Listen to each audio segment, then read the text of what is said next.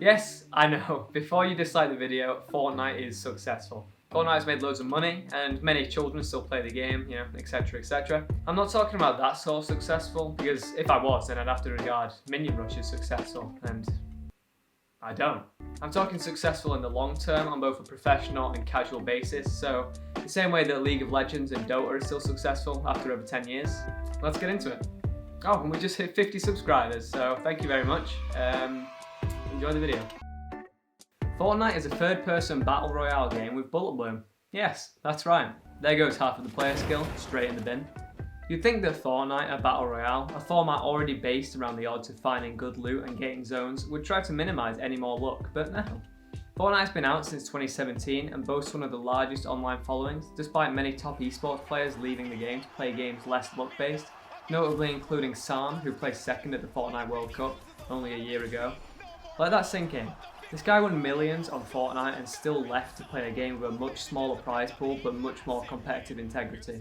If we start with the beginning of Fortnite, let's say seasons 0 to 5, from July 2017 to July 2018, in this year, Fortnite rose rapidly in popularity because of its original mechanics and ever-updating game, which felt fresh and was fun to play with friends. Epic Games were responsive and seemingly listened to the community, with regular patches and tweets explaining what had changed in the update. So basically, they were very upfront with the community and with the direction they wanted to take the game. Seasons 6 to 10 spanned from September 2018 to August 2019, and arguably were the most competitive the game has ever been. Huge tournaments such as the Secret Skirmish and the World Cup captured a worldwide audience, not just from the gaming community, but basically everyone. Even Jimmy Fallon interviewed the World Cup winner, and was it cringy and insulting? Yes, but it still happened, and it was quite a big deal.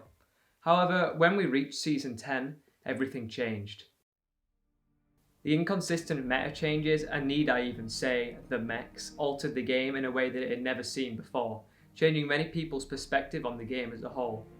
The Fortnite community had always complained about things, but now the game had lowered the skill gap between pro and casual to the point where pro players couldn't place in tournaments, despite being better than the players they were losing out to, leading to the community turning against Epic Games, who, up to this point, had been very cooperative with the players.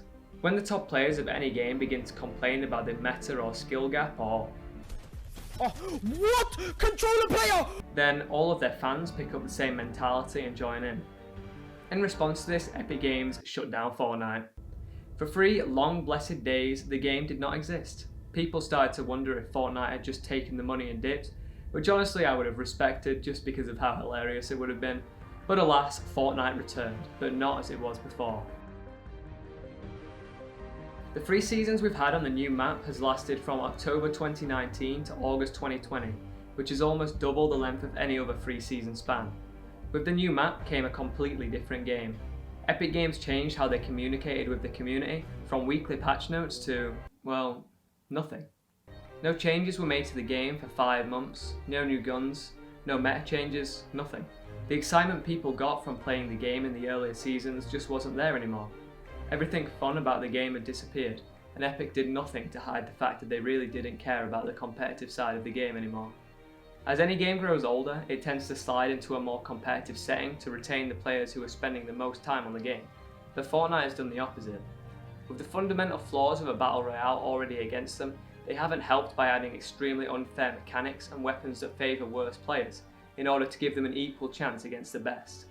How can the game have any integrity when a player who has no idea what they're doing can kill someone who has spent years of practice perfecting their skills?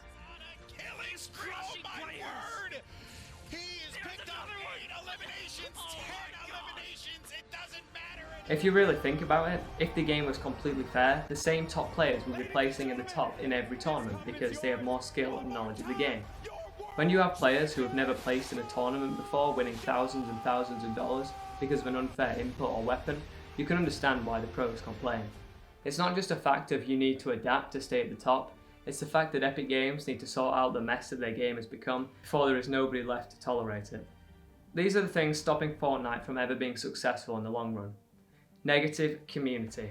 Every Fortnite player tells themselves that the person they're fighting is bad to give them a mental advantage, which in turn leads to toxicity and petty drama which doesn't help the image of the game. Luck-based. Not rewarding good AR accuracy honestly doesn't make any sense to me. Epic doesn't tell players what's happening. I can't actually comprehend why they took away patch notes, but it seems that ever since then they haven't listened to criticism or communicated in general.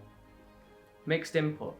Having a game where several different inputs play against each other, especially when some can do things others can't, such as scroll wheel reset and obviously aim assist, is going to cause tension and anger in the community, which is not ideal when trying to create a long-lasting game.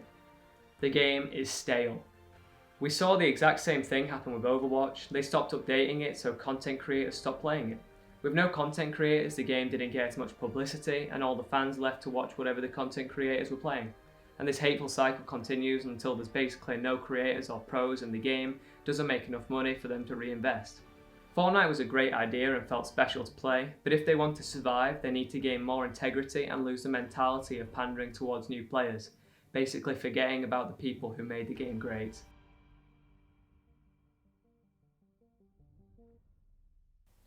I hope you enjoyed this video. Comment your thoughts on the state of the game, and if you're new, subscribe.